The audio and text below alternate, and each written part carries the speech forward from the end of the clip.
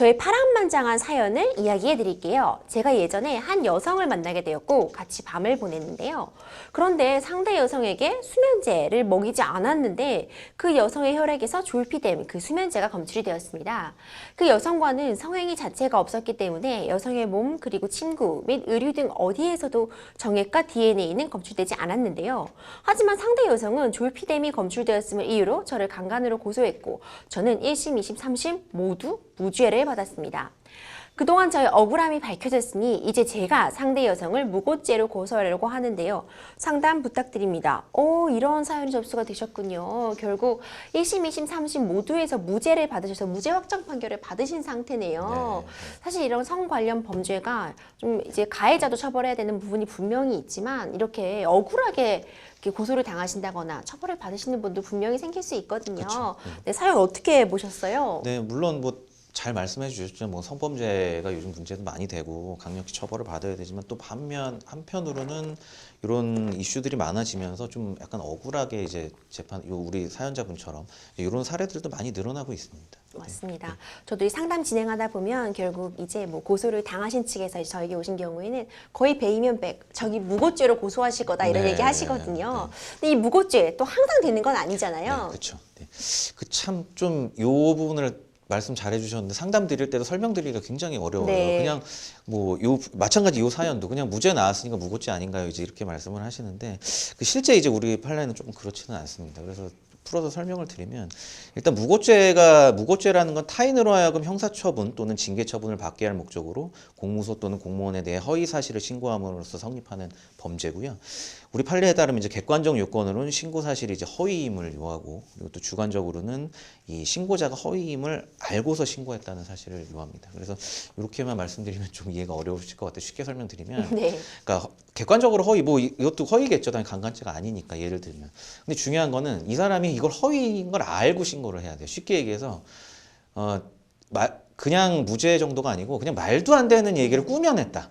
예, 거의 소설을 썼다. 이 정도가 돼야 이제 무고죄가 그렇죠. 인정됩니다. 이 부분을 이제 굉장히 좀 억울해하시고 이해하시기가 어려우시겠지만 실제 무고죄의 성립 요건은 좀 그래서 그 부분을 좀 잘 이해를 하시고 진행을 하시는 게 좋아요. 맞습니다. 사실 무고죄가 또 인정되기가 좀 요건이 좀 까다롭잖아요. 네. 정말 허위이고 말도 안 되는 얘기임에도 고소를 한 경우에 처벌이 되는 거니까 이 점도 유의해 주셨으면 좋겠습니다.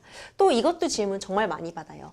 무고 아니면 또 이제 명예훼손으로 고소하겠다 이런 얘기 말씀하시니 많이 하시잖아요. 그렇죠. 네. 근데 무고랑 명예훼손 또 어떤 차이가 있을까요? 네, 뭐 일단은 굉장히 큰 차이가 있고요. 법적으로는 아예 이제 그 어떤 형사 법리를 논할 때 이제 법익 얘기를 많이 그렇죠. 하잖아요. 예, 이제 이 사람을 처벌함으로써 우리 사회가 얻는 이익이 뭐냐. 그런데 그거를 따지는 것 자체가 사실 형사법리에서 출발점이거든요. 근데 명예훼손죄와 무고죄는 너무나 큰 차이가 있는 게 무고죄의 이제 보호법익은 국가의 이제 형사 사법권 또는 징계권의 적절한 행사입니다. 그러니까 국가는 이제 그러니까 처벌을 정말 받아야 될 사람을 처벌을 해야겠죠. 뭐 예산도 그런데 투입을 해야 되고 우리 경찰이나 검사분들도 진짜 나쁜 사람을 잡는데 이제 온 힘을 쏟아야 되는데 전혀 아닌 소설을 하나 써가지고 이제 국가의 이런 형벌권을 약간 뭐 쉽게 말해 좀 농락했다 이렇게 보여진 사람을 처벌하는 이게 무고죄고요.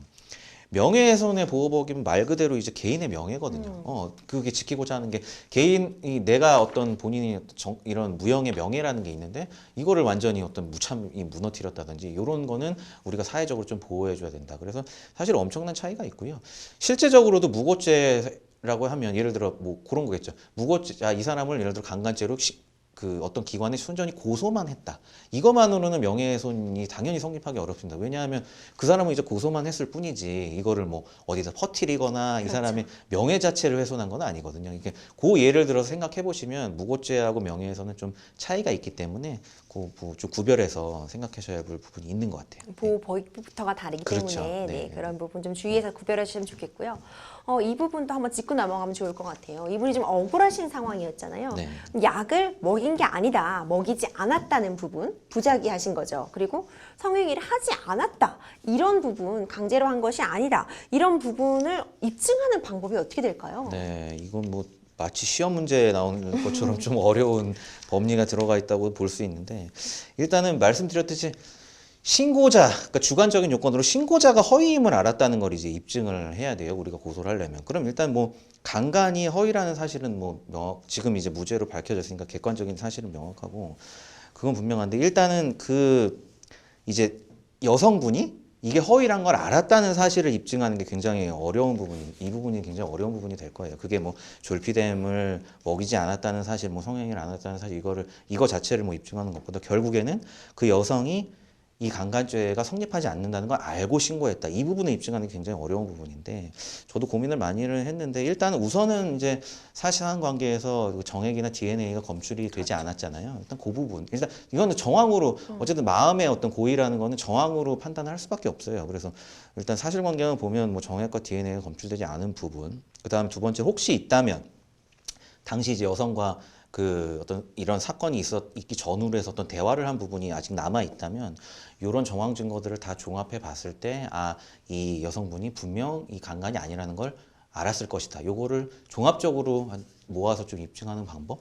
요 정도가 해결책이 될 것 같아요. 결국 가능한 많은 정황 증거들을 좀 모아 가시는 게 그쵸. 도움이 될 것 같네요. 이제 마지막으로 이분께서 사실 오랜 기간 굉장히 고통을 받으셨어요. 네, 맞습니다. 이제 이 부분에 정신적 손해배상 청구하실 수 있을지, 청구하실 때 유의사항 있을지 한번 정리해 주시죠. 네, 일단 무죄 확정 판결을 받으셨으니까 정말 고통을 받으신 게 맞고요. 그래서 일단 첫 번째로 형사보상법 시행령은 구금일수당 이제 죄가 없는데 지금 만약에 구속재판을 받으셨다는 걸 전제로 한다면 하루 최저임금의 이제 5배 이내에서 보상 금액을 정하도록 규정하고 있어서요. 만약에 이제 구속재판을 받으셨다면 요거에 의해서 형사보상을 받으실 수가 있고요. 별도로 이제 상대 여성을 상대로 이제 민사소송을 제기해서 그 위자료를 받으실 수가 있는데 이 경우에 무고죄로 고소를 진행하셔서 형사 판결을 받으신다면 굉장히 유리하게 어떤 민사소송을 진행하실 수가 있습니다. 아무래도 이제 위자료 부분, 위자료 소송도 좀 제기하셔서 좀 피해에 대한 보상을 좀 받으셨으면 하는 그런 바람입니다.